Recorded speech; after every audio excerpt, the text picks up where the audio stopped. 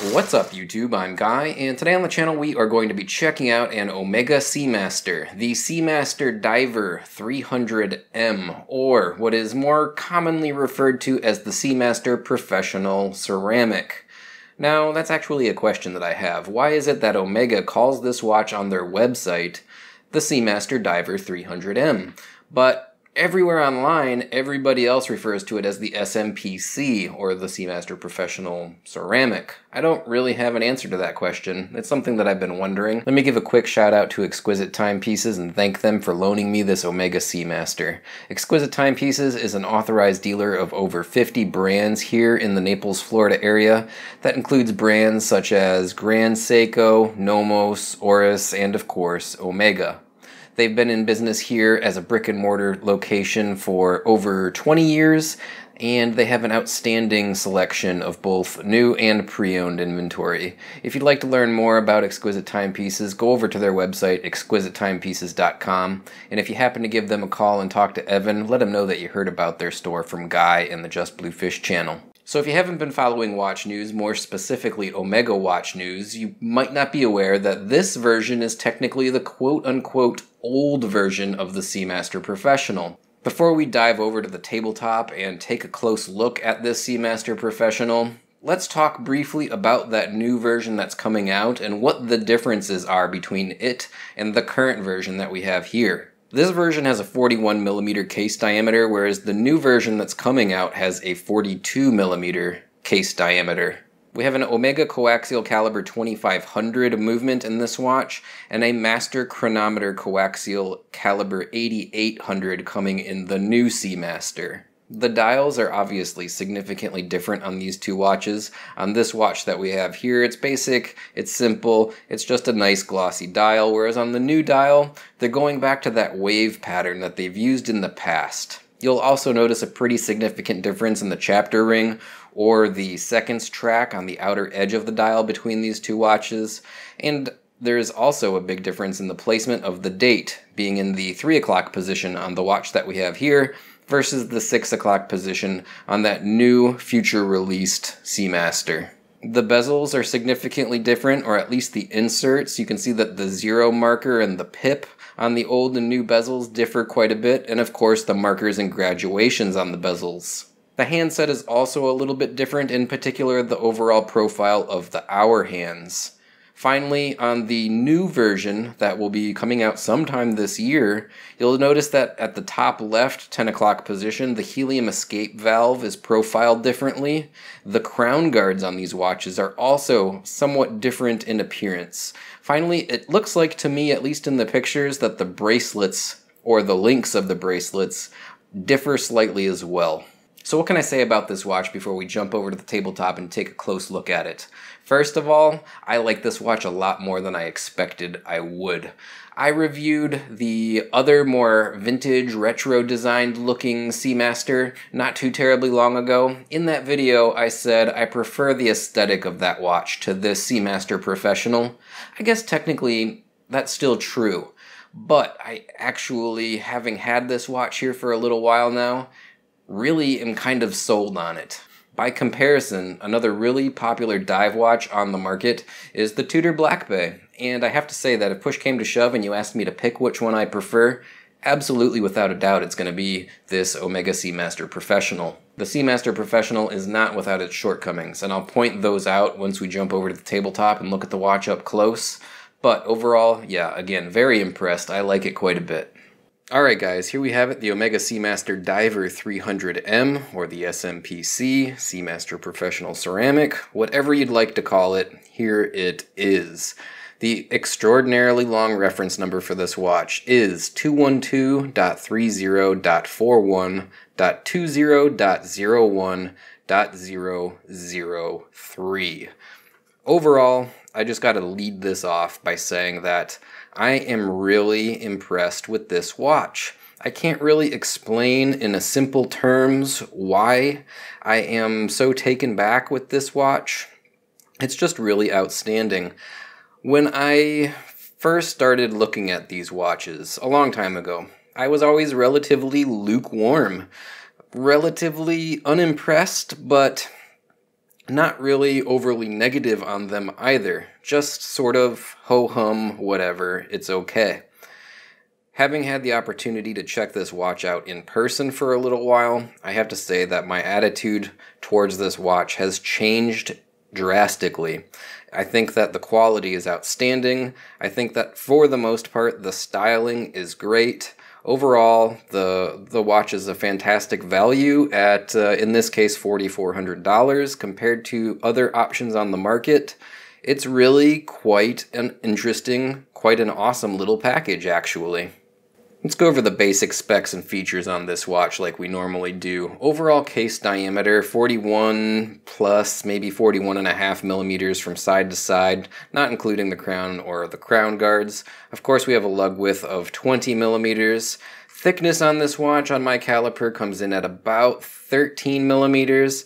And the lug distance from tip to tip from one extremity of the case to the other, or the watch's wingspan, about 47 millimeters. Overall, the dimensions on this watch are a little bit on the large side, but fairly typical for a full-sized contemporary dive watch. I don't have any real problems with the dimensions. There's also a mid-size version. I don't know the specs off the top of my head, but it's a little bit smaller than this if I'm not mistaken.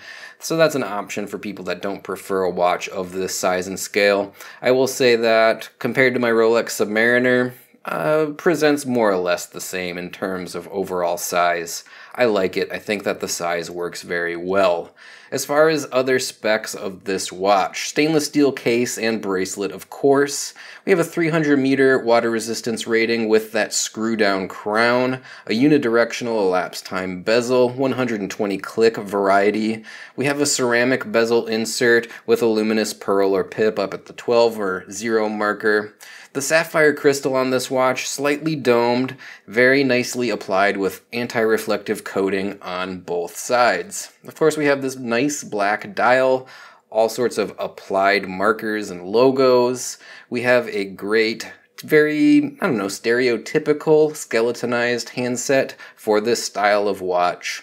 Finally, the Omega Coaxial Caliber 2500. Let's talk about that movement briefly before we move on to my overall opinions and impressions about this watch. The Omega Coaxial Caliber 2500. It's a self-winding, chronometer grade movement, 27 joules, 48-hour power reserve.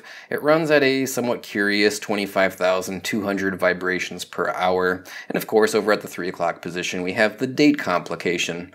This Caliber 2500 is based on Omega's Caliber 1120, which is effectively a decorated ETA 2892-A2 movement. The difference being that they integrated the coaxial escapement into this Caliber 2500. Now, a coaxial escapement differs from the standard Swiss lever escapement in a couple of ways, but a very basic explanation would be that there are 2 escape wheels mounted together to release the torque from the mainspring more uniformly. With the 2 wheels and a combination of more joules, what you end up having is less friction. Overall, it seems like a very good movement, and based on my experience with it, seems to be a very accurate movement as well. Let's start with the case. Overall, very nicely done. Excellent fit and finish. It has what is very common for Omega watches, what you would maybe call a twisted lug profile, or the lyre lugs, I think is another name for them. I'll bring in a Speedmaster, which you may or may not also be familiar with, and you can see that the overall profile of the cases, yeah, it's very similar. Both iconically Omega in design. Other than the the lug profile being what it is, yeah, the overall finishing is absolutely outstanding. These twisted lugs, the bevels here, high polished. The sides are profile of the case, a nice satin brushed finish. And something else that I noticed while I was looking at this case, the attention to detail is just outstanding. If we look at the lower edge, and I don't know how well I'll be able to capture this on camera, the lower edge of the case is actually beveled and polished as well. That's just, an outstanding little attention or touch that you don't usually see on watches. I mean, even my Submariner, it's not as nicely finished, at least in regards to how the bottom lower edge that you never even see, like, yeah, it's outstanding. Very nicely done. I like that a lot. Something that you're hardly ever going to notice, but yeah, I really appreciate the extra effort that went in to finishing and profiling this case. It's done really well. Maybe a little bit of a negative on this case, these crown guards. Maybe I shouldn't say this because you'll never be able to unsee it. What do these crown guards look like to you? When I look at it in profile like this, I feel like I'm looking at a bird head with a little beak holding a little seed. I feel like I'm about to play a game of Angry Birds, and these these lugs are like a little bird beak with a little seed in its mouth.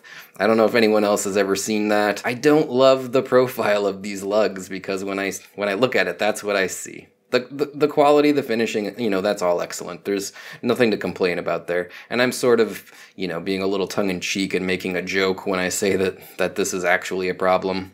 On the new version, which we discussed on the intro, you'll notice that the profile of the lugs are refined, sort of changed a little bit.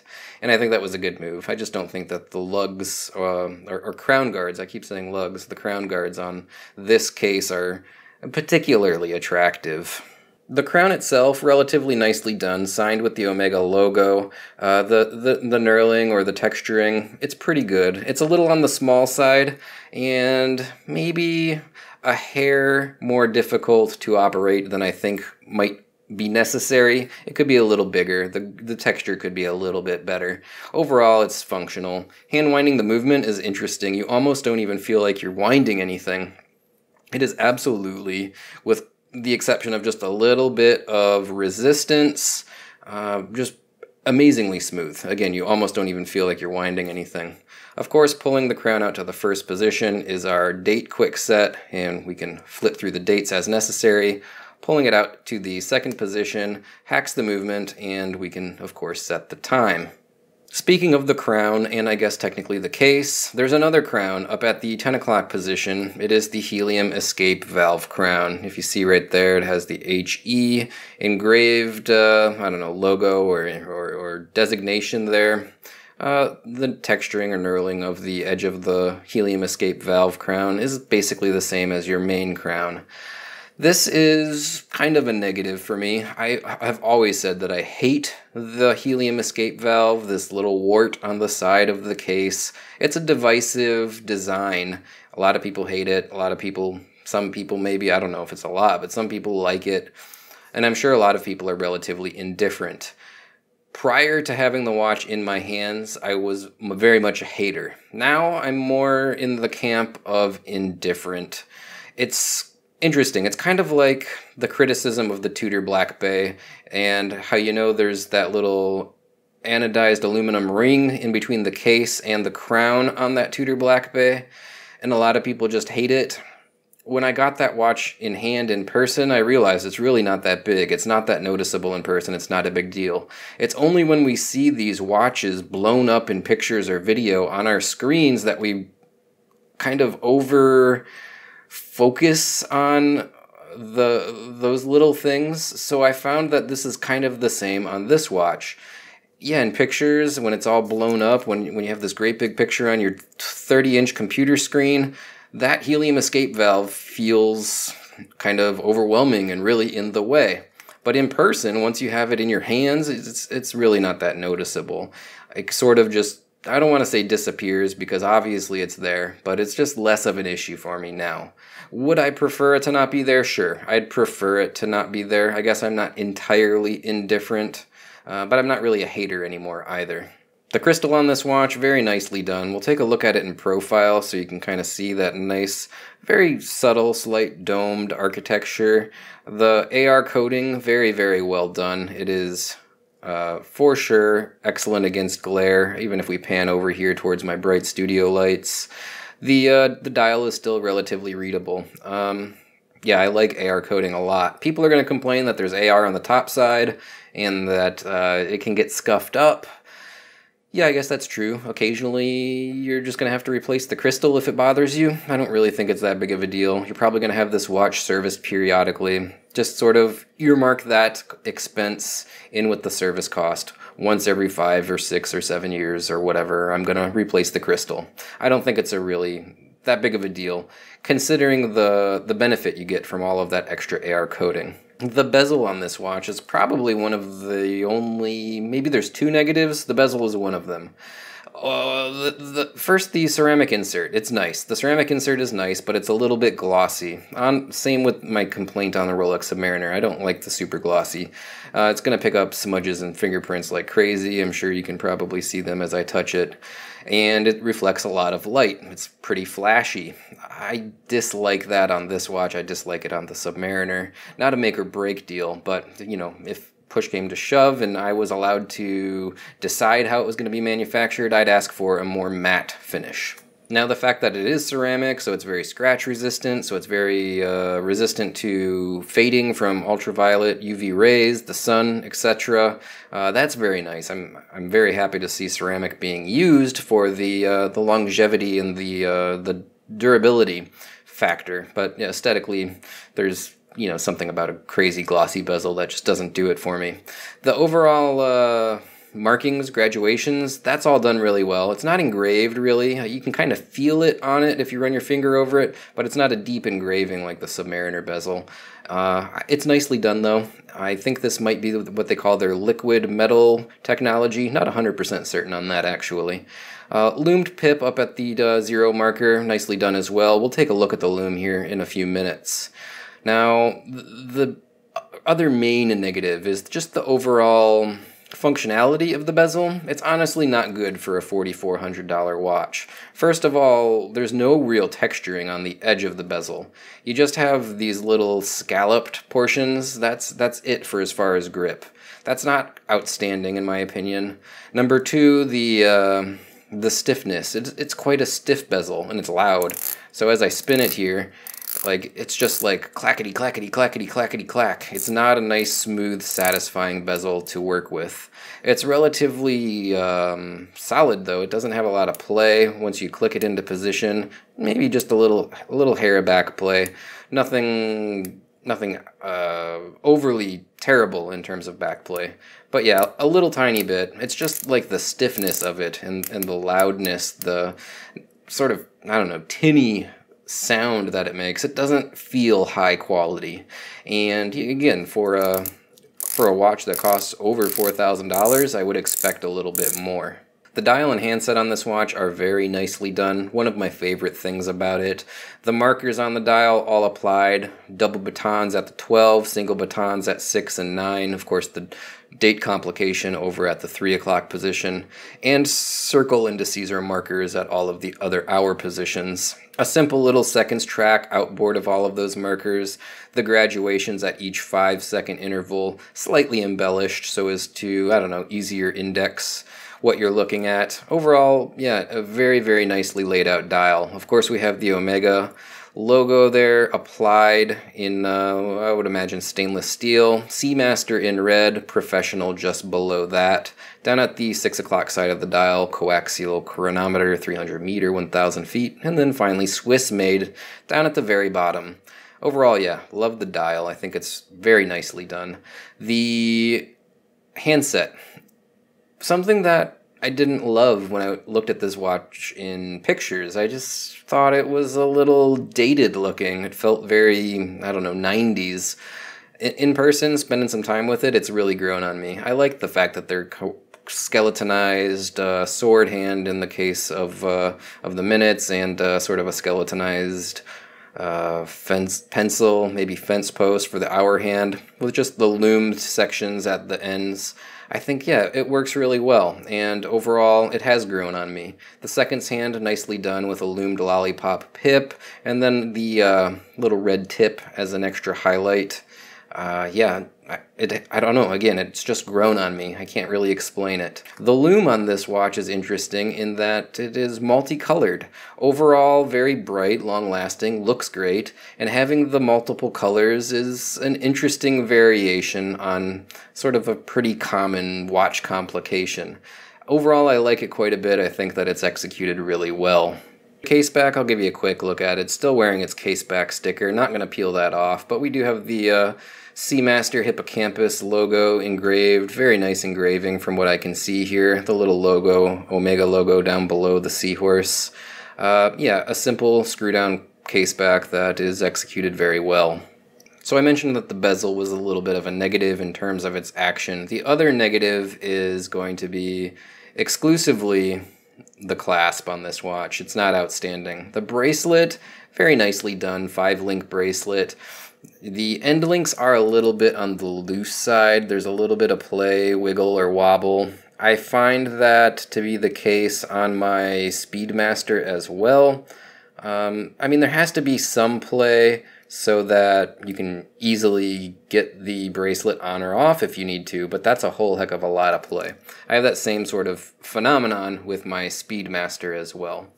But they're nice solid end links other than that issue. The overall finishing of the bracelet is equally as nice as the case itself. Brushed throughout the entirety of the 5-link bracelet with the exception of the edges of the 2 more center links here. It's a nice look. It's kind of, what did my wife say? It was kind of like a basket weave is how she described it. Yeah, I guess I could see that. And overall, I like the style. I like the aesthetic of the bracelet. But when we get down to the clasp is where we start having problems. Absolutely no micro adjust on this clasp whatsoever. You look at the profile and you don't see any holes here, so you assume there must be micro adjust like a glide lock type system, right? Nope, there's no micro adjust in there either. All you have is this stupid, goofy diver's extension. I gotta be honest with you guys, diver extensions should be an option that you pay for extra to get and not a default option in every watch. The vast, overwhelming majority of us do not need this silly diver's extension. It's not necessary. We don't need it. I'm sure most of us don't want it. I certainly don't. Now, since you're never going to deploy this diver's extension, it probably doesn't matter. But when you're closing it back up, you can do it wrong by snapping it too early. And then this portion doesn't seat all the way down. And then you can't close the clasp. I did that and I couldn't figure out what the problem was. What you have to do, if you care, is make sure you get it seated in and then folded shut. At that point, you can fold the clasp closed. Push button deployant, dual triggers, you know, that's all nice and good. It's relatively short, low profile, signed with the Omega branding. I mean, it's a nice clasp, except that you can't adjust it at all. Now you do get these little tiny micro links in the bracelet, one on either side. I'll see if I can kind of demonstrate what it is. So this is a full link here, and then you have this little tiny micro link, which I measured with my calipers to be 4 millimeters. So you have 4 millimeters of adjustment there, I suppose, and obviously this is held in with screws on both sides, and then there would be a pin going through the center. So you could take out that one little micro link, or both little micro links in some combination, and you would get some micro adjust. But again, 4 millimeters is what I measure them at. 4 millimeters is kind of a lot of micro adjust. It might be too much or too little depending on how your wrist works, and you can't do it on the fly. You just get the fit you get and that's it. There's no, my wrist is swelling up a little today, I'm going to quickly adjust the clasp, and you know, that doesn't exist here. It's a problem, for sure. Now, it was also a problem on the Speedmaster, and I solved that problem by taking the Speedmaster and changing the clasp. This is not the original clasp that came on the Speedmaster. I ordered this from the Omega Boutique. You also had to change the end links, and now you have the little toolless adjust glide lock system where you push that down and you can slide it in or out in 2 millimeter increments. You can take this exact same clasp and install it on this watch if you want to. It'll cost you probably, the clasp itself is $110. I don't know if you'll need different end links. You did need the different end links on the Speedmaster. Those were $50 a piece, so it cost me $210 plus tax to upgrade my Speedmaster. Again, it's going to cost you at least $110 to get the clasp and maybe an additional $100 for the end links if you need different end links. I can't confirm. I'm showing you this view because you'll also see it's quite a bit bigger. It is a much longer clasp, so that's something else you'll have to deal with if you decide to do this conversion. On my wrist of 6 3/4 inches, the Seamaster Professional wears really well. I've got plenty of extra space on the top and the bottom with that 47-ish millimeter lug to lug. It rides really quite good. I like it. I am very pleased to have had the chance to check this watch out. My view of it, my opinion of it has totally been changed from being somewhat of just a ho-hum, I'm not awfully impressed, to really, really liking this watch. I would definitely recommend it to somebody that's looking for, you know, basically a luxury level dive watch, for sure. It's definitely getting 2 thumbs up from me. So what are my final thoughts on the Omega Seamaster Diver 300M, or the SMPC as it's most commonly referred to? I really do like this watch a lot.